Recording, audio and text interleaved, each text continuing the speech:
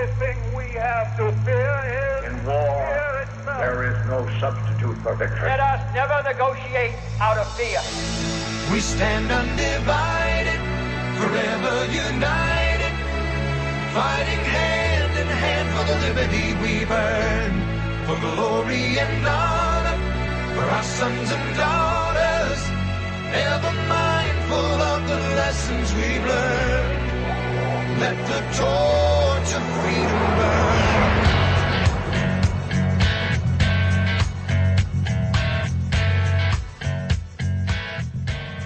Welcome to the intersection of faith and politics. This is WallBuilders Live. Thanks for joining us today. You can visit us online at wallbuilderslive.com and wallbuilders.com. I'm Rick Green here with Tim Barton and David Barton. It's Good News Friday, which means we're going to bring you some good news from around the nation. David might have some other news stories to start us with. I do. I've got some weird stuff going on. I was going to guess, so for a couple of weeks we've had not only good news on Friday, but we've had just some strange news stories. It was the best day for us to share with other people, and I thought you might be getting into a habit here. At least he's being consistent. Yeah. There you go. Consistency is worth a lot. Well, we looked at, what was it, last week or week before last, I forget which it was, that we found that the greatest trust of any of the three branches is in the judiciary. But even at that, it was only 33%. The 67% of Americans think that judges do not follow the law or the Constitution in their rulings. And so we've seen a flurry of that with marriage type stuff. With marriage stuff, that we saw the U.S. Supreme Court in the Windsor decision say, hey, whatever your state policy is stands. If you allow traditional marriage and that's your position, that stays.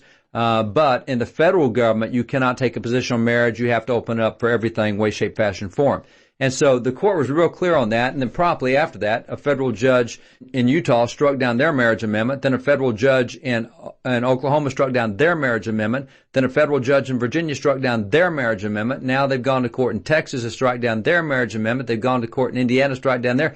So who cares what the Supreme Court says? And who cares that the Supreme Court said state constitutional amendments stand? These individual judges decided they know exactly what they want. Take it a step further, go to Utah. Utah was one of the several western states that came in, and as these western states came in, several were practicing polygamy. You had Arizona, you had Utah, you had up in Idaho, etc. And to become a state in the United States, part of the requirement was that those territories had to put a ban on polygamy and bigamy in their constitutions. That's the only way you get in the United States in those territories that were practicing that. They had to put a ban on it. So that's part of their constitution is a ban on polygamy. And then a federal judge just struck that down as well. So in addition to saying, hey, you can't define marriage as a man and woman, they've also said you can't define it to just two people. So here come the federal judge striking down the condition of statehood for Utah. And then on top of that, you add to that North Dakota. And North Dakota their attorney general issued a ruling that says, if you're married in another state where they allow same-sex marriage and you're a man married to another man and you want to come to North Dakota and marry a woman, you can, and we'll recognize that. So now we've got two guys and a woman or two women and a guy, and this thing keeps rolling. I wonder why 67% of Americans think that judges don't follow the law. I'm not sure I can quite figure that out.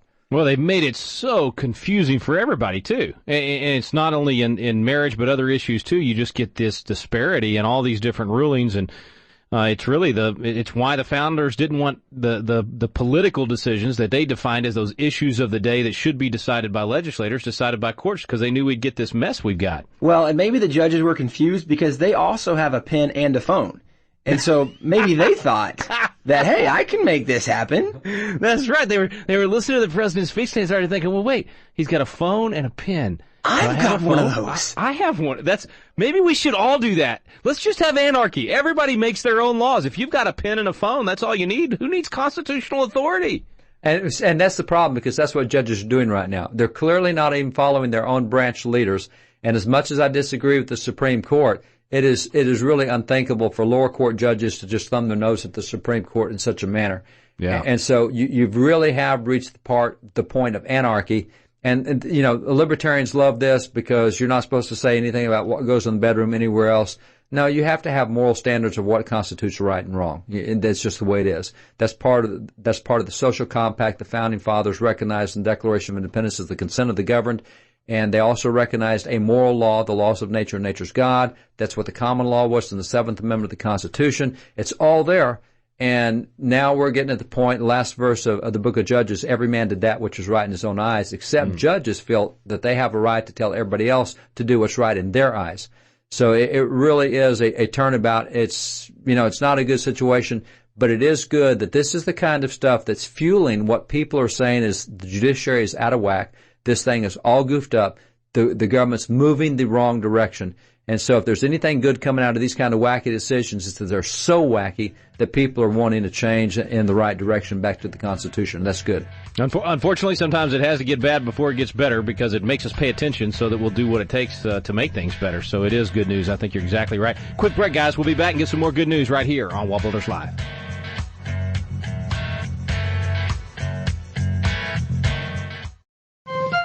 This is David Barton with another moment from America's history.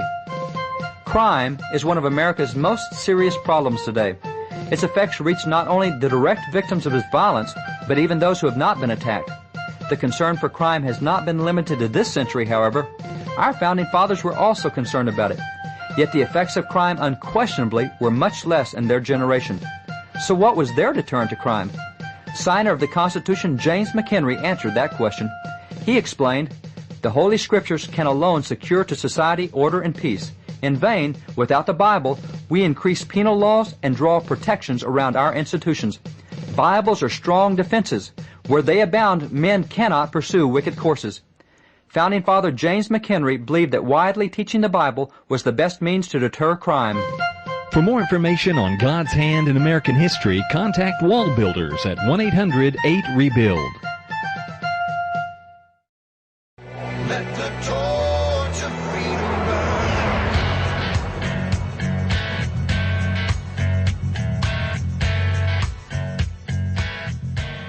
Welcome back to WallBuilders Live. It's Good News Friday, so we're talking about some good news from across the country. And Tim, I think you're up, bro. I am, and we're going to go to New York. This is something that happened a few months ago, but we didn't get a chance to talk about it, and it really is worth mentioning. The Freedom from Religion Foundation, we have mentioned their name very frequently. Well, they represented an atheist in a lawsuit over the national motto, "In God We Trust." They wanted to have it removed from all the currency and coins because it offended the atheists. It caused them heartaches and headaches, and we just can't have this, and it's establishment of religion. And so the Freedom from Religion Foundation took it to court on the idea that it violates the separation of church and state, and the New York federal court came out and they went against it, and they said it does not establish religion. And they actually went on and explained that even though the plaintiff might feel offended, that they suffered no substantial burden, and therefore the case got thrown out. Matt Staver, one of our friends over at Liberty Counsel, was the guy that headed this up. And so another great victory for religious liberty, but specifically against these ridiculous attacks from groups like Freedom from Religion that come against any acknowledgement of God and try to throw in the separation of church and state as if it is in the First Amendment, and believe that should keep any kind of religious mention from any kind of public setting. Well, it's interesting that the judge was not willing to go with the offense standard, because they've been using that for years, saying that if you're offended, we'll make everybody else stop so you won't be offended. So the rejection said you may be offended, but tough. That's a pretty new direction. So we'll see. Maybe that's some of those 33% of the judges who actually are reading the Constitution getting it right. That's good. Yeah, it's good, and hopefully, I always wonder how many times does Freedom from Religion and those folks have to lose before they stop doing what they're doing, but they're probably not ever going to stop. I mean, they've been the ones that have been willing to fight year after year after year. For 80 years, the left-wingers have been trying to change America, and we've got to realize we got to be the same way, man. No matter how many times we win or how many times we lose, we got to keep coming back. But remember, too, that this is a judicial lottery for them. You know, how many times do you buy a lottery ticket before somebody wins? And I don't like lotteries. I'm against them. But people keep buying because they're going to get it right one time. And you got to remember that under U.S. Code 1983, if these guys win, they get paid for their fees and by the school. I mean, they get, it's a money bonus for them. If our side wins, we don't get paid. Only if you sue under the Establishment Clause do you get paid by the government for winning. If you sue under the Free Exercise Clause, you don't get paid. So there is actually, the government is giving them an economic incentive. That lawsuit we had in Minnesota, where they took down the picture of Jesus has been hanging there for 50 years. The ACLU got paid $80,000 for bringing that suit to take down the picture of Jesus. So this is a funding operation for them You can roll a whole bunch of dice and hope one of them comes up with something other than snake eyes, and that's what they do. They've got nothing to lose here because this is basically done pro bono by their ACLU attorneys and other guys that do it for free. If they win the case, they get money. There's really no cost to them. There's no liability. Why wouldn't they sue? And if they lose 25 out of 26, well, that one they get is enough to pay them for another how many dozen cases? Yeah, great point. All right, fellas, what's next on the good news? Well, let's go to let's talk about oil production, because that has been an issue where that despite the fact that the president will not let the Keystone Pipeline go through, he's been fighting that, and he's been fighting oil production offshore, and he's been fighting oil production, opening all sorts of federal lands. Oil production is still going up because of states like Texas. I mean, we got a boom going in Texas all around our ranch. Every night I look out and see a new oil derrick that they're drilling with. It's just amazing. So there's a real boom going on. Do you know, other than Texas is number one in the nation in energy production. You know who's number two right now? Man, I'm going to guess North Dakota. That would be who I thought, North Dakota. Good job. Good guess. And they weren't even on the radar screen a few years ago. They are now number two, and what they're producing now, this is, I don't know if you remember 15 years ago, they said we only had enough natural gas left to last for another 30 years. Well, they've now found reserves in Texas that'll last us 1,500 years just out of Texas. And then you have the report out of North Dakota is 7.4 billion barrels of oil and 6.7 trillion cubic feet of natural gas. I don't think we're running out of fossil fuels, quite frankly. That's right. Well, and it's interesting that you bring this up because, guys, my wife and I were just very recently at a school lecture, and there was a guy who was a city architect, and he came in, and the lecture was specifically for students, but he was talking to students about how we want to improve the city so functions happen in the city so that you don't have to drive cars anymore because fuel will expire in the next 20 years is what he told these students. Oh, man. And he said, in fact, trucks are the worst and cars are bad. He says, if you have to drive something, drive a motorcycle, but walking is the best thing for you. And if we'd have been talking about fighting obesity, I'd have been all for it. Yes, walking is the best thing. But talking about running out of fuel, it's crazy that when you start looking and seeing what's really there, the statistics, the numbers, the evidence, it's amazing and overwhelming, where if we would just start tapping in the resources we have, the positive things we would see with the boom you see in Texas and the boom in North Dakota. But we have these people promoting, well, we got to get away from these fossil fuels or from whatever the case is. It's just such a mixed bag of agenda that we're not promoting what's true at all. Well, they've got a brand new huge field in Ohio that is apparently is going to be the largest oil field in the United States out of Ohio. That's untouched turf. That's never been touched before. You've got fields that are opening up out west. They've got new fields over in Colorado, huge fields opening in Colorado. I mean, everywhere you turn, they're finding more and more and more new stuff. And there's a book called Black Gold that I was given by a pastor a number of years ago, really interesting. And it goes back to World War II, and the Russians were doing super deep drilling of oil wells. I mean, really deeper than anything that had ever been done. And the Russian scientists came up with the thesis that, it appears to us that this stuff, all this, plant life that became really the oil is what we've been told for years. It takes billions of years to decay and it produces oil. They said it appears to us that this is being produced over thousands of years, not over billions of years, and that it is renewing itself in the Earth's core. That it is not like we're using it up. And the scientists in Russia, they were all atheists. They were all secular. Says it looks to us like this is not a billion-year process, that this is a thousands-year process, and that it's renewing itself. So, that's another thought that's out there, and we'll see what happens 50 years from now when they look back and find out more and know more. But the nonsense, and by the way, you got all this fracking going in these states, and even Pennsylvania came out with a report because there was some leakage and there was some chemical damage done. And people were saying it was fracking. They got all this stuff into the water, and it turned out it was not fracking. Fracking did not do anything. They isolated the source, and so even all the charges in the Hollywood movie that was made against fracking, et cetera, I mean, it's turning out to all be bogus. So that's good news, is that we have a whole lot more resources than we thought. The bad news is they're doing everything they can to keep us from getting to those resources, but we do have abundance and plenty, and God made plenty for the earth and plenty for all the inhabitants of the earth. And if we, the people, will speak up and get government off the backs of the marketplace, we can go harvest those resources and make our nation energy independent once again. Let's take a quick break, guys. We'll be back with more good news here on WallBuilders Live.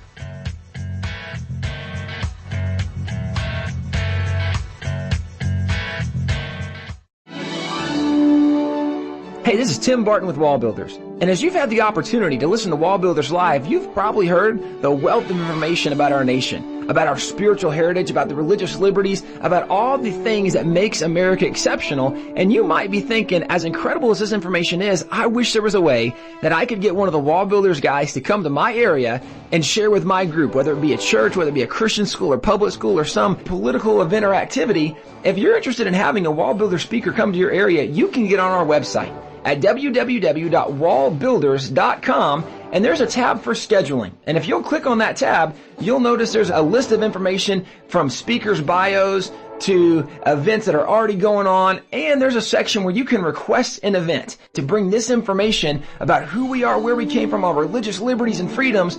Go to the WallBuilders website and bring a speaker to your area.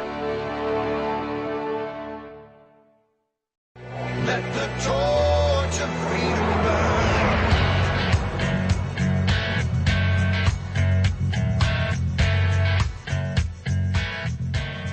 Welcome back. Thanks for staying with us here on WallBuilders Live. It's Good News Friday, and we're back with Tim and David Barton talking about some good news. Guys, I don't even know who's up next.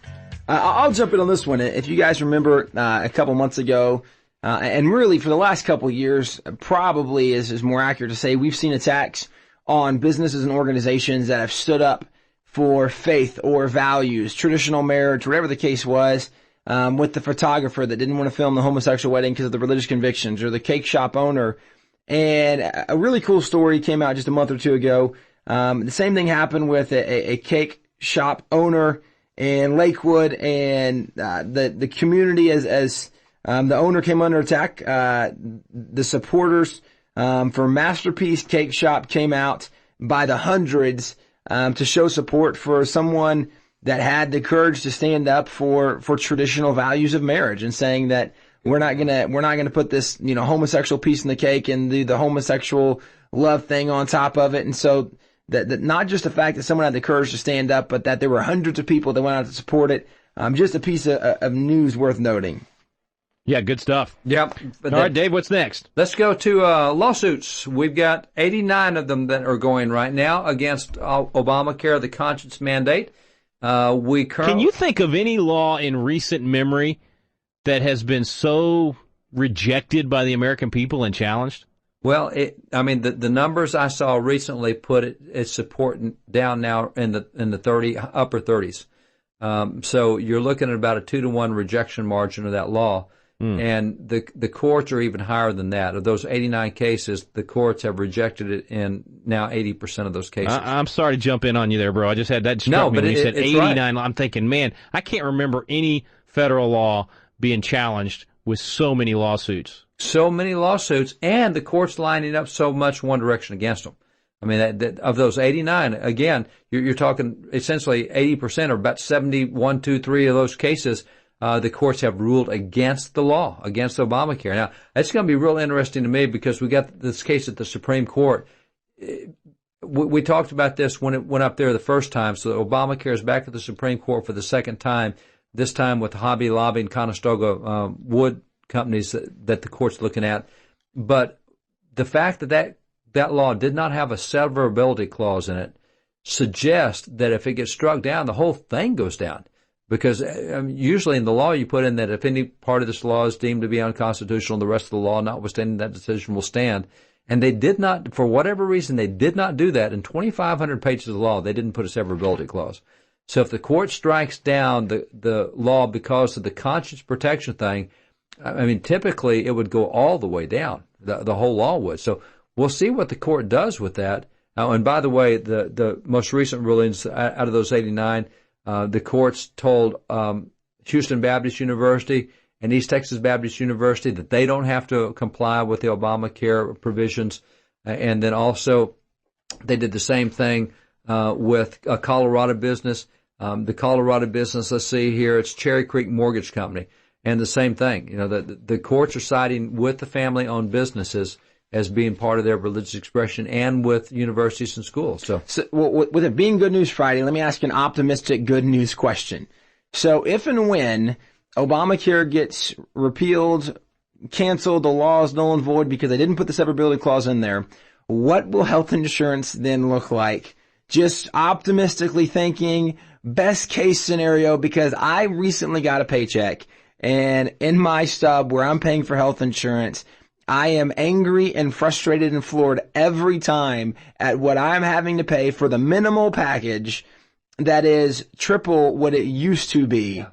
So Good News Friday, what could be the good news if this gets overturned for healthcare? Well, let me throw one more kink in that by asking another question, follow-up question. I just got word today that in our local community where our ranch is, they're closing down the healthcare clinic there because they can no longer comply with all the mandates of the new healthcare law. So 6 physicians are going out the door. So let's say the law gets struck down. What do you do with all these thousands of medical clinics that have closed as a result of the onerous provisions of this law? You're going to now have the law gone. You'll have all these health professionals that have left the field. You'll have all this free-for-all in insurance. If Congress acts quickly and does something to allow the free market to take over again, this can easily be fixed. But it's going to be real interesting. That's a good question, Tim. I was looking for good news on this Friday. I think you'd have to be a prophet or a son of a prophet to know the answer to that question. Well, your dad was a pastor, so that's kind of like the son of a, right? That's close. Yeah, I ain't going there. I ain't touching that one. Yeah, prophet I am not, but I am going to take us to a break. We'll be back in a moment. More good news when we return here on WallBuilders Live.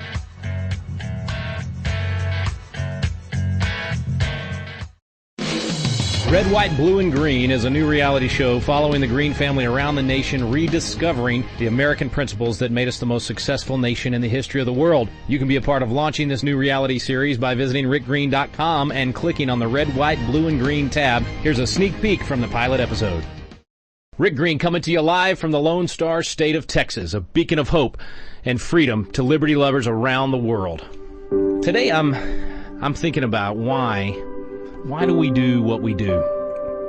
Because everywhere we go as a family, when we're traveling and speaking, someone comes up to us and asks, where's the hope? Is it over for America? They genuinely feel like the stars and stripes are fading. I felt that. But when I look at my family, whether it's my son Trey and his drive to exceed expectations, or Reagan and his love for serving and teaching other people, Cameron and her determination to outperform her brothers in everything she does, or my little stagehound Rhett and his boundless enthusiasm. Through their eyes, I see a vibrant nation. When my children stand in the birthplace of the Constitution, or on battlefields where patriots gave their lives, I can see in them a rekindled flame of the American spirit. The future of my children's country is bright because it's built on the foundation of an incredible providential history. A history of patriots and pastors, entrepreneurs and freedom fighters, mothers, fathers, families like yours and mine, who chose to live like their nation depended on it. And it still does. So when people ask us, where is the hope? We tell them, it's in you. Each of us, every individual, every family, has a duty to fight for freedom and add our voice, our color, to the American dream. For our family, it's red, white, and blue, and a little bit of green. To learn more about Red, White, Blue, and Green, visit rickgreen.com. Let the torch of freedom burn.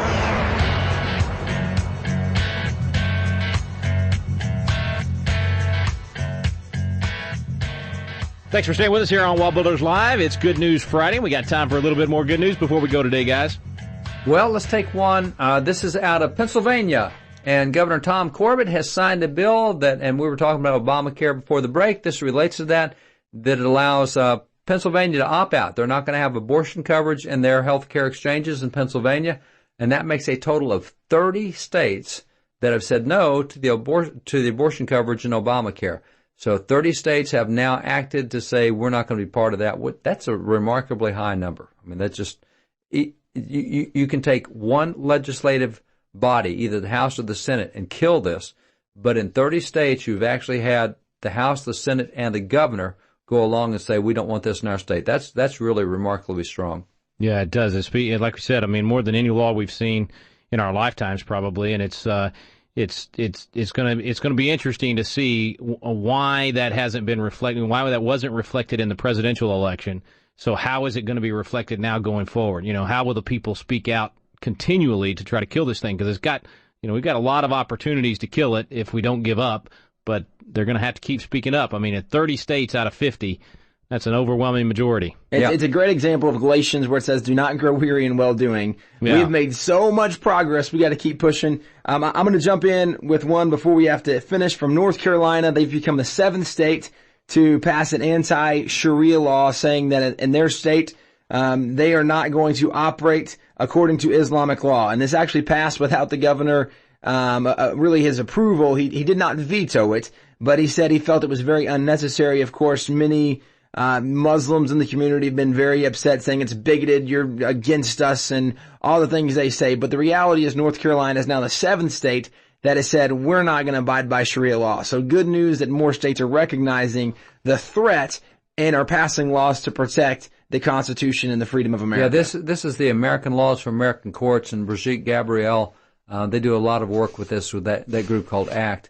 And so 7 states now, and there's a lot of other states that have introduced it, and we'll see where it goes with them as well. And I think when we had her on not very long ago, it was only 1 or 2 states that had adopted it at that point. So that's a lot of momentum in a short period of time. That's right. Good stuff. All right, guys. Well, thanks for all the good news. Appreciate you joining us today, folks. You've been listening to WallBuilders Live with David Barton, Tim Barton, and Rick Green. We stand undivided forever.